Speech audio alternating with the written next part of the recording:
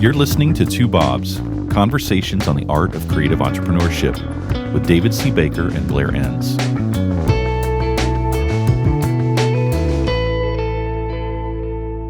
All right, Blair, this is an exciting day because you're getting nervous already. When you say, all right, Blair, I feel like it's my annual performance review. Things haven't gone well. Lean over. It's your annual checkup.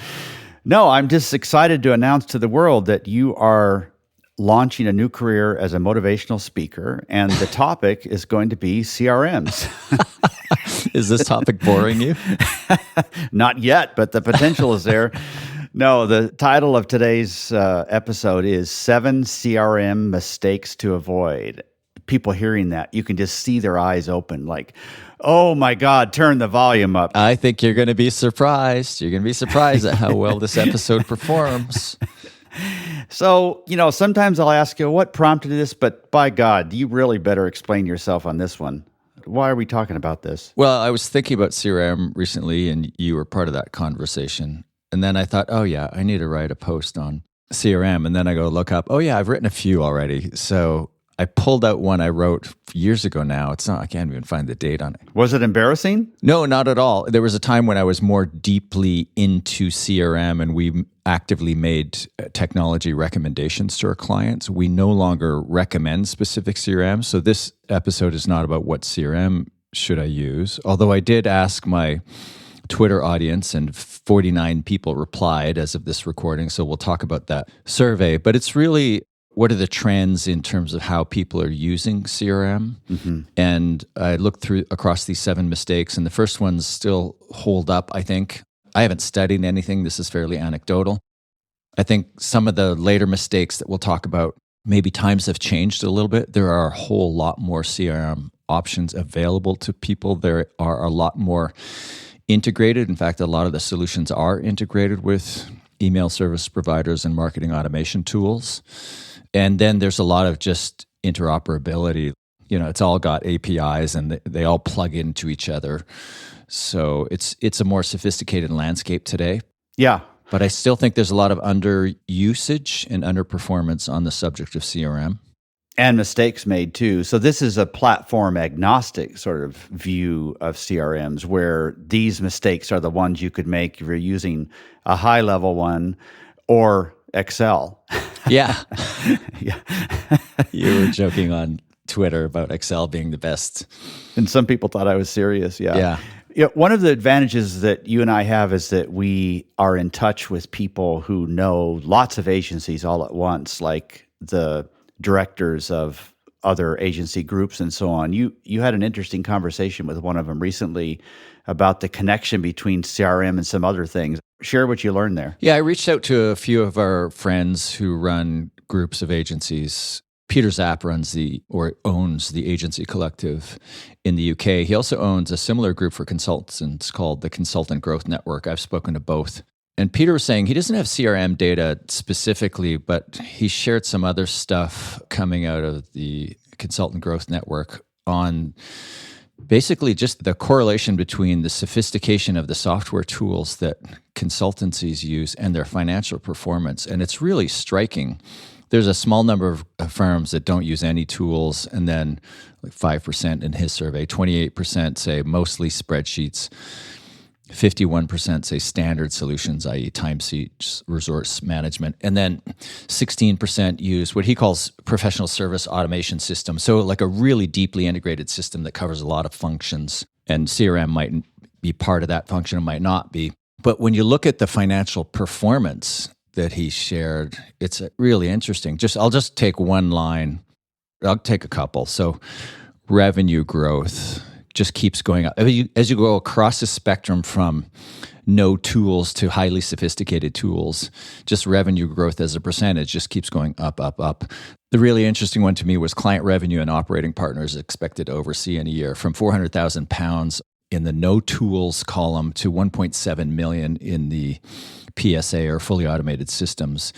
And Peter wouldn't necessarily make the claim that this is causal. It's likely to be more correlative that just shows the sophistication or the business maturity of the firms. But generally speaking, when a firm uses more sophisticated tools, they tend to be more financially successful. Now, I know there are exceptions to this because I have seen a lot of firms, even some of the largest agencies in the world, buy expensive CRM solutions, try to implement them globally, and have almost nobody use them. So there's still a lot, I think, anecdotally, of this bright, shiny technology syndrome where people are experiencing what I would call process problems, and they buy the technology to solve that problem, and then lo and behold, it does not solve the problem. So when it comes to CRM, you want to solve the sales process first. You want to have a sales process or methodology. There's an idea. Yeah, there's an idea.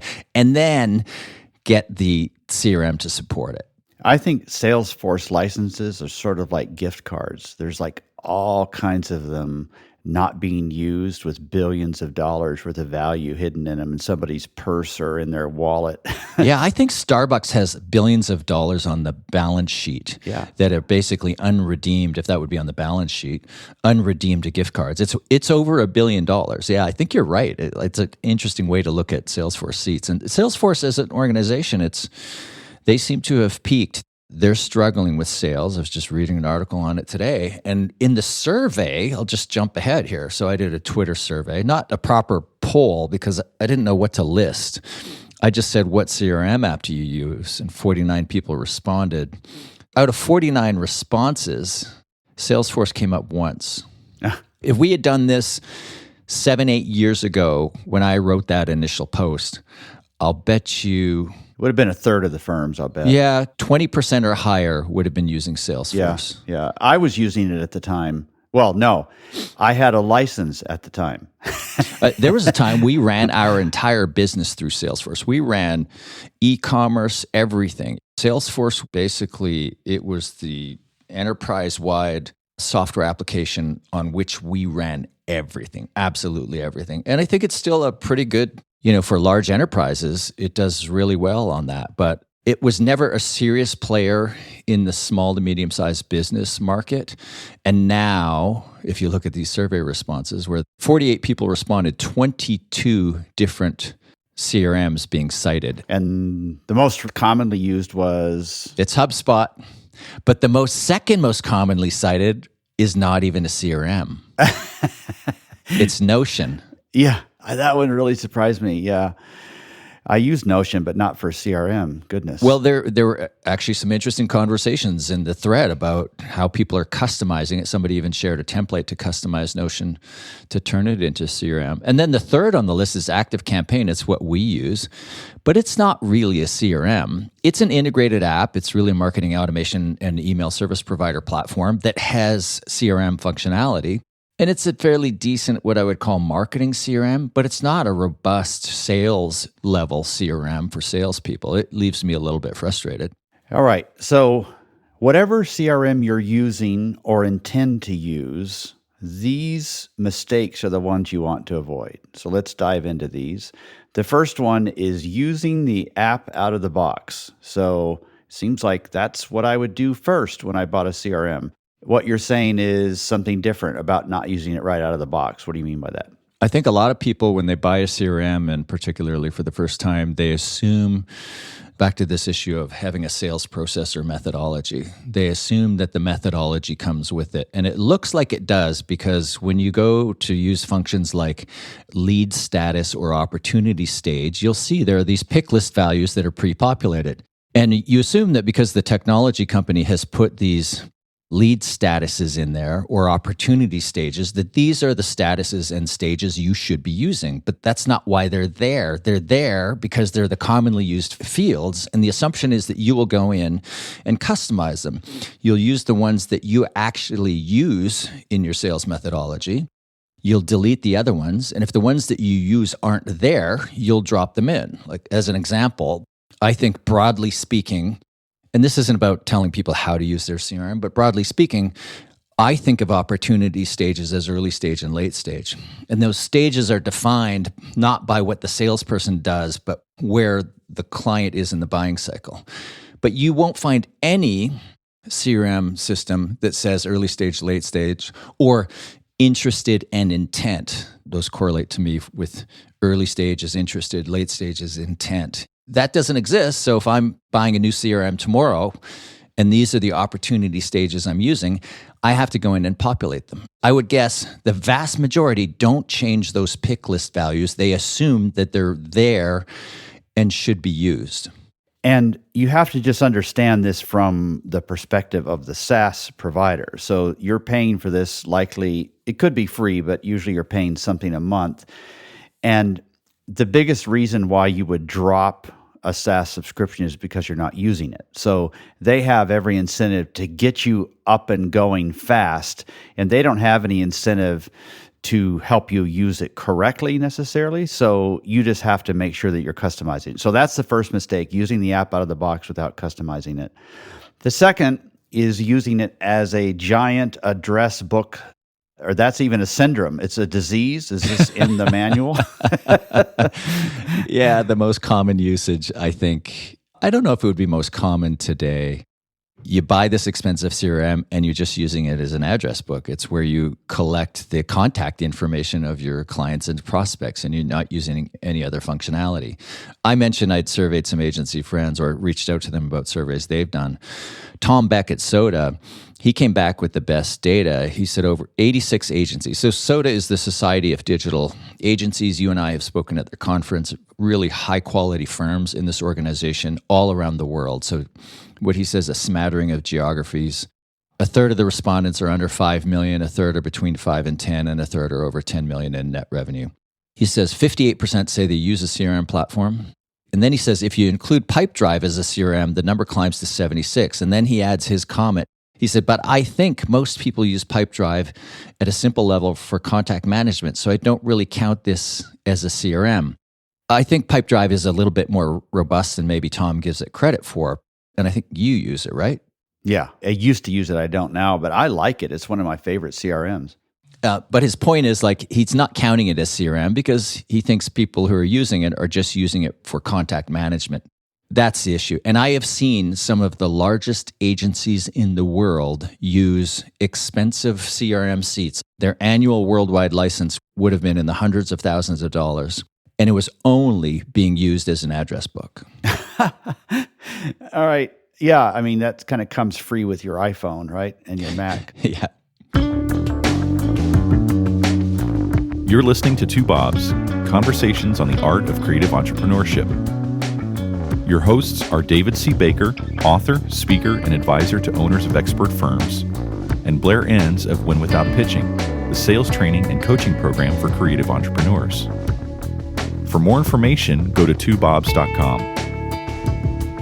If you find this podcast helpful, please help us by telling a friend and rating us in your favorite podcast app. Now back to David and Blair. So first mistake is using the app out of the box without customizing it. Second, just use it as a giant address book. And the third, this one's going to take some more explanation, even for me, is not distinguishing between leads, contacts, and opportunities. So just clarify what those three are. Okay, and I've seen this so often. Oh yeah, we use it. Yeah, no, we use it fairly robustly. And I look into the CRM system and it's like, okay, you can't even make the distinction between a lead and a contact. Or you use leads and you use them as contacts, or you use contacts and you use them as leads and contacts, and you don't make the distinction. So a lead, and this is my definition, there is no universally standard definition for what is a lead in the world of sales, but a lead is a clue to a possible sale not yet qualified. So it's a clue. It's a demographic clue. Somebody is the VP of marketing at the type of organization that you work with. So there's a demographic fit. Or it's a behavioral clue. Somebody's doing something on your website or attending a conference. Might be another example. So leads are messy. There's lots of them. If you think of a sales funnel, leads are at the top. And they're all just clues, and they're attached to individuals. And you get to decide what is a clue. It's a clue if you have a hunch, right? If you want to call somebody a lead, you can call them a lead. And it's okay because you haven't qualified them yet. Qualifying means having a conversation with them and vetting them to see if there's actually a fit. Is this the type of organization that we want to do business with? And is there a project there? A project is an opportunity. So leads are at the top, they're messy. You qualify these messy things, and then you take them out of leads and you put them into contacts and accounts. The contact is the individual, the account is the organization. They're tied to each other. And if there's a potential project there, even if they're just interested or considering contemplating it, you create an opportunity. That's an early stage opportunity. If there's a project where they've decided, yes, we're doing this and we're going to hire an organization like yours to help us do this, that's a late stage opportunity. So that's how these things are connected. You're emptying out the leads, and I won't get into marketing qualified versus sales qualified leads, but you're emptying out this big, messy bucket of leads, and you're putting cleaner data into contacts, accounts, and opportunities. And as the opportunity progresses through the stage, there's a requirement for the data on all of those things, contacts, accounts, and opportunity, to be cleaner and cleaner. So it's messy and big at the top. It's clean and small at the bottom. This is why you have to anticipate how you're going to use this so that when you set it up at the beginning, you'll have all of the categories that you need, because you don't want to go through all of these contacts multiple times correcting how you had flagged them. So this is thinking ahead. So this is great. Yeah. Figure this out before you go buy the CRM. Is this covered in one of the books you've written, by the way? It was covered in the first book I wrote that's been out of print forever. Sounds like there's a book opportunity here, Mr. Enns. Yeah, I'll let other people. We have documents on it. We have papers on it. We have training modules on it. So we can help on that front, but it's not in any book that's currently in print.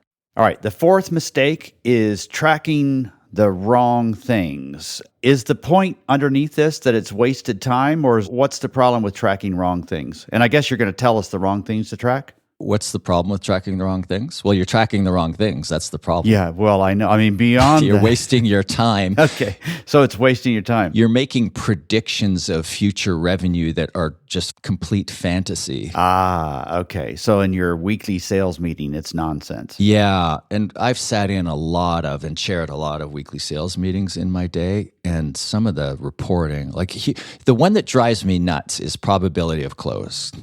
And it's not that you shouldn't guess at probability of close, because it really is a guess. But you see at the beginning of the month, a salesperson will have a probability of closing, of this opportunity closing. Let's say it's a $100,000 opportunity. Probability of closing is 10%. You get this weighted sales forecast where you add up all of these opportunities you're working on. You take the dollar value, or the monetary value of the opportunity, you multiply it by the probability of close, and then you add up all of those numbers. 10% chance of $100,000 closing equals $10,000 in revenue. Then you get this forecast for the month. This works in scaled businesses that are selling products or productized services.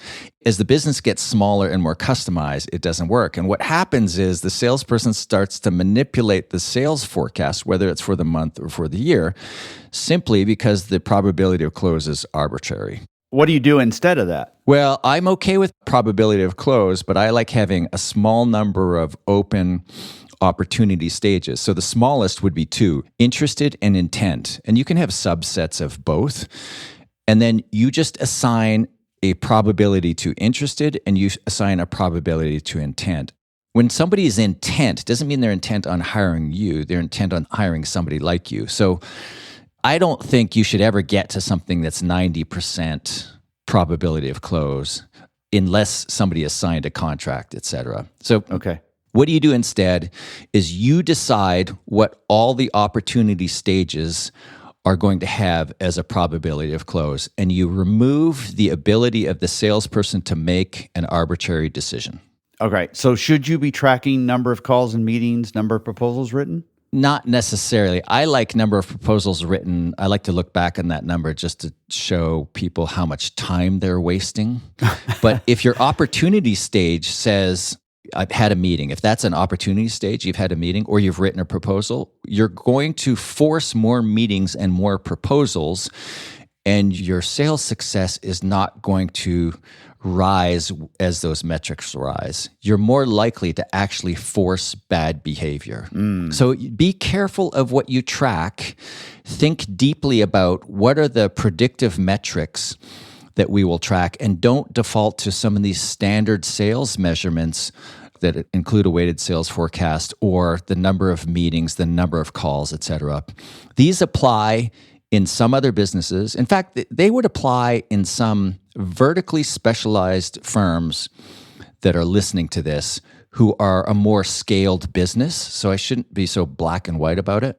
But if that's not you, if you don't have this like repeatable productized service that you're selling at volume, then be really leery of tracking the number of calls, the number of meetings, the number of proposals written. All right. The fifth mistake is underbuying or overbuying. I'm guessing you're just talking about the software tool itself. Yeah, and this isn't as common as it was when I wrote this post because as our survey showed, there are so many different CRM options available to you. It used to be, somebody would buy a Salesforce enterprise seat for everybody. And it's like, oh man, this is a waste. Or somebody would be using the free professional version of Salesforce and it just wasn't doing anything for them. So it's not so much an issue today, but we're actually quite lucky. There's so many solutions. A lot of them are integrated with the email platforms and marketing automation platforms. It's really less of a problem. The sixth mistake is not entering data as you go. So the guideline here is do it right away, as opposed to writing on a Post-it note all over your monitor and then catching up on Friday nights? Yeah, catching up at the end of the day or the end of the week. I've been that person entering my data into the CRM too late, and it's like, oh God, I've forgotten all the things that happened in that conversation. But you can go too far on this too. I know like times have changed. There are quiet keyboards. We're all used to a more digital world. But I am still to this day really uncomfortable typing while on a conversation with somebody. When I take notes and I'm in a sales call, I'm actively taking notes and the client can see or discern that I'm taking notes. I'm writing, and I think that's the way to do it. I write my notes and then I enter the information in the CRM right after that. That's the habit that you should look for your people to adopt. Now, the challenge here is when you choose a CRM platform, let's say you choose it for your account managers. They're already working in their project management app. They're working in Slack. They're working in these other platforms. And I think of people as living on a platform or in an ecosystem.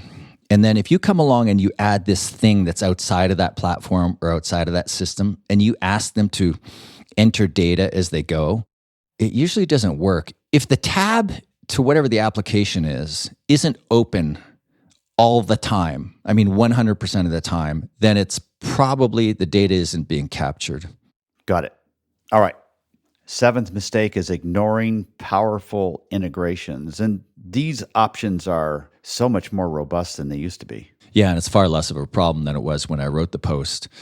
Yeah, almost everything is integrated or integratable now. So I don't see a lot of this. I think anybody who would cross the line, not even a robust CRM user, but an average CRM user, is pushing most of the sales and marketing data to their CRM. Right. You just think of all the data that gets generated, website traffic, lists, et cetera, what people have bought from you, clients that have moved on.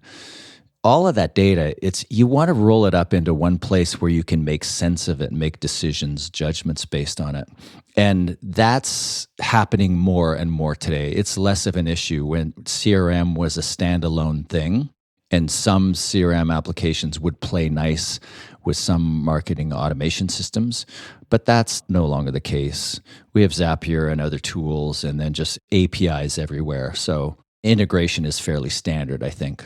I wonder if this would be a consideration if you're thinking about configuring something like Notion, which a bunch of people are using. I wonder if it's going to be as integrated with the rest of your tools if you're doing that. I don't know the answer to that, but that would be a consideration you'd have to think about.